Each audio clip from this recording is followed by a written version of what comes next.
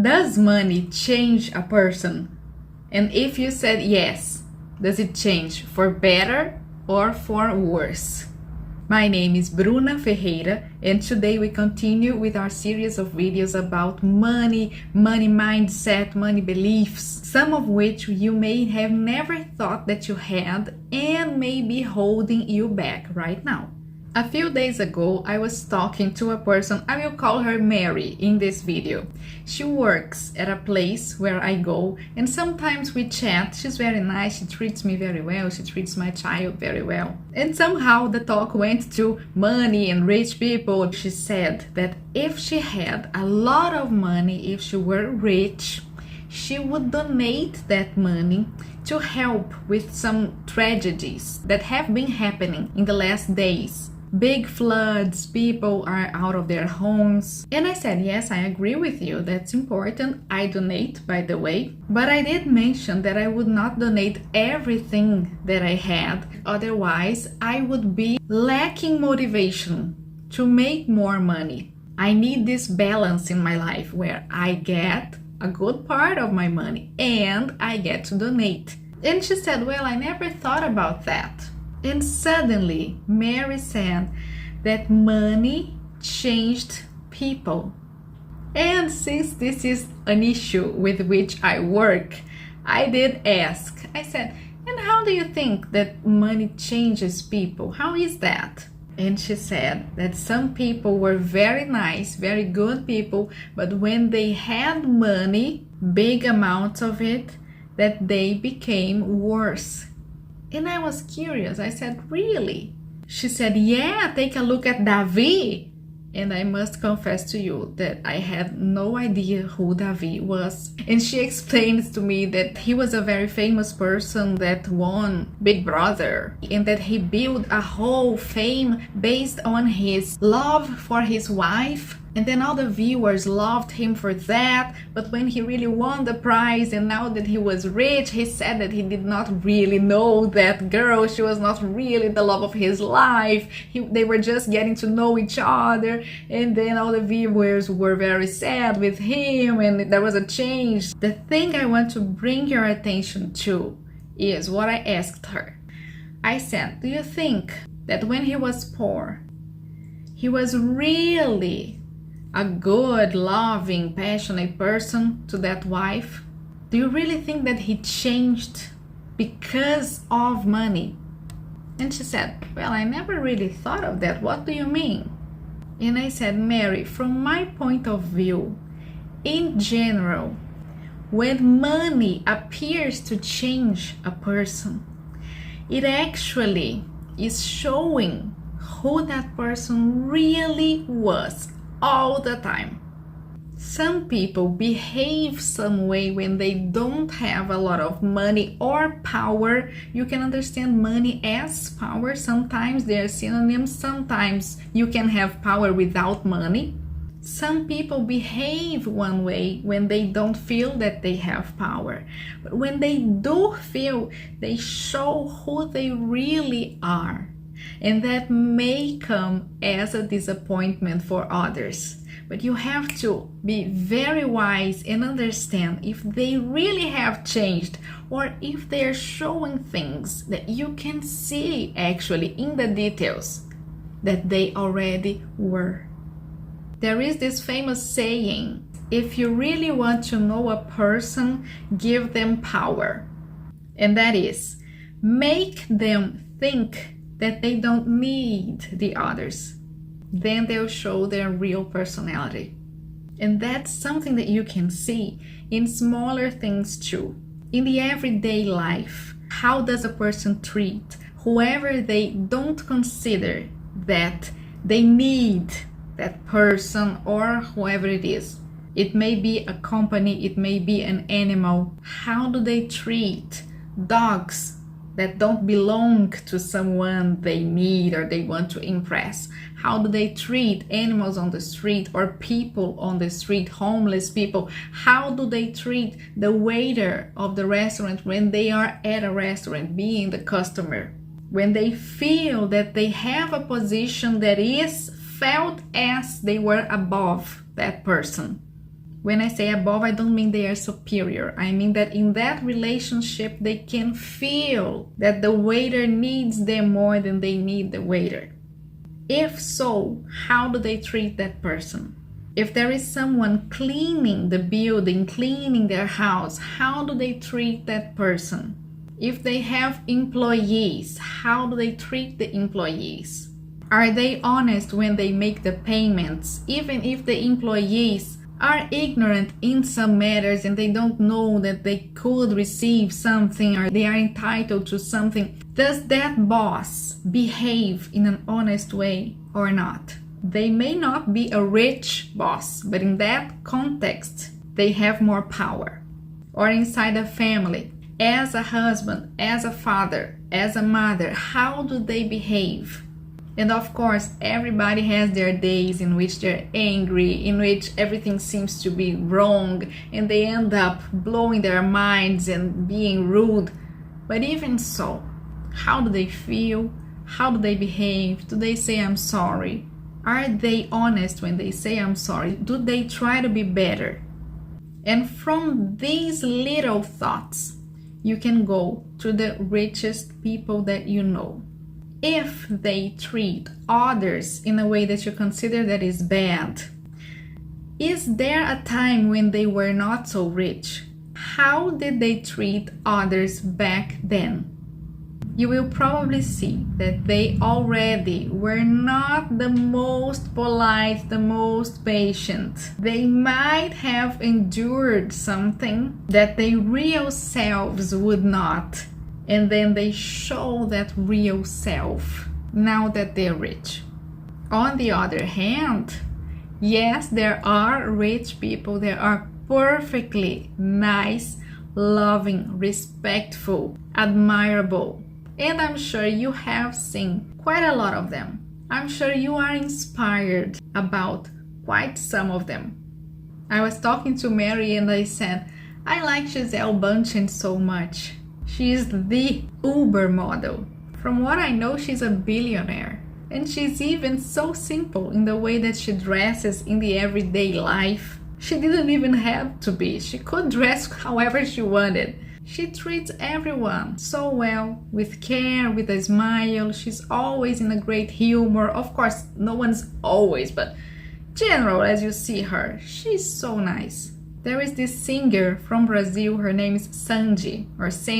She's so nice, she's just so delicate. She's been famous for almost 40 years. And you never hear of her treating anyone badly, even though people sometimes even pull her hair in the airports, in the hotels. People go crazy for her. And she's always so calm, so respectful. There are football players, soccer players, actors that you like, that you admire. There are entrepreneurs that you admire. And of course, you may say that you don't really know them, but actually you don't know anyone really. Only those people that live with you can you know that well. You might also say that they are a minority. But the thing is, the world already has less rich people than poor people or average people in money. So you already don't have that much people to consider in relationship to the total. Still, if you consider only the amount of rich people in the world, do you really think that you get to know and hear about a fair amount of the nice ones? And that's what I was talking to Mary about. Usually, whoever becomes famous for being on the news is not someone that you admire. Usually, it's someone that's there. If they are rich, it's because of corruption, it's because of something, some scandal. If they are poor, it's also about some crime. If the poor person is a nice person, has a great family, has a nice life, is admirable, they're usually not in the news. And the same thing happens to a rich person. If the rich person is a nice mother, a great wife, or a man, a great person, very loving, very admirable, very respectful, they're usually not on the news. They can be, yes, for their jobs, for their work, for any reason, but in general, you don't pay so much attention to those people. Unless, of course, they have motivational speeches or they have a very, very inspiring work, as these ones that I'm saying that you may have in your life. But if you go to a big 5-star hotel, how many people do you know there? You don't know much of the rich. The same way as you don't know the majority of the whole population. You know a fraction of what the media brings you, the social media, but you can't know 8 billion people from the world. So start recalling your life. Recall what you have seen from rich in the soap operas, in the movies, in the theater. Most of the rich in those contexts are so bad or so evil. They are the villains. It just seems to make the plot more interesting. And even when they're not, think about the series, the movies you have seen. If there is a billionaire who's nice, they end up in the end saying something like, the top is lonely, saying that they preferred when they were poor because at least their friendships were real and were genuine, that now everybody wants to fool them, everybody just wants their money. There's always some moment like that in the movies. And you're there watching it, having your popcorn, and you think, see, that's why I don't want to be rich. Yeah, I don't want to be rich. I don't want those people around me. Yeah, it's not worth it. They have all that money, but look at their lives. It sucks. Do you understand? And I'm not saying that the producers of the movie make this on purpose. I could never affirm they make anything on purpose. I can say that this type of plot is usually more interesting because it's usually there many more times than you see a rich person who is just nice and has a great family and wonderful friends and is so nice and everything goes so well in their life. The stories that are more interesting, they usually picture the rich as bad. And if we enter the subject of energy, of the unconscious, of our beliefs, belief systems, things that we have been baby fed since we are kids, this resonates with the beliefs of most of the society. So I cannot say that whoever makes the movies is being bad on purpose. They may be, but they may also just be resonating with things that are there already in people's heads and therefore will be absorbed by them more easily. Do you see the depth of what I'm saying here? Sometimes we just don't think about that. If you think, you will start noticing that the same thing that happens to rich, which is they can be nice and they can be bad, happens to poor. Poor people can also be nice, and poor people can also be bad. A rich family can be genuinely happy or not. A poor family can be genuinely happy, respectful, admirable, or not. Even if you think of numbers, you have to remember there are less rich families than there are poor families if you count all of the countries of the world. So you have to be fair when you think of that too. We are all people. But you know what the greatest unfairness is? It's when you tell yourself the story that when you are rich, you are gonna be someone that you don't recognize and that you don't like anymore. So you're here on the internet right now trying to think how you can earn more money or make more money. You want to make your family wealthier. You want to help so many people that you like. But then inside of you, there is this little voice, this tiny voice saying, oh, are you sure? Are you sure you want to be rich? Aren't you afraid of who you may become? And the worst thing is, this voice is not clear, because if it were, you could chat with it, you could talk to it and confront it. But it's there in the form of a feeling that makes you uneasy with the idea of being someone who you don't know yet. So my proposal to you is, start bringing that feeling to the surface. Start recognizing if it's there and how it's there and how it's affecting you. Are you afraid of being rich? Are you afraid of who you may become if you are rich?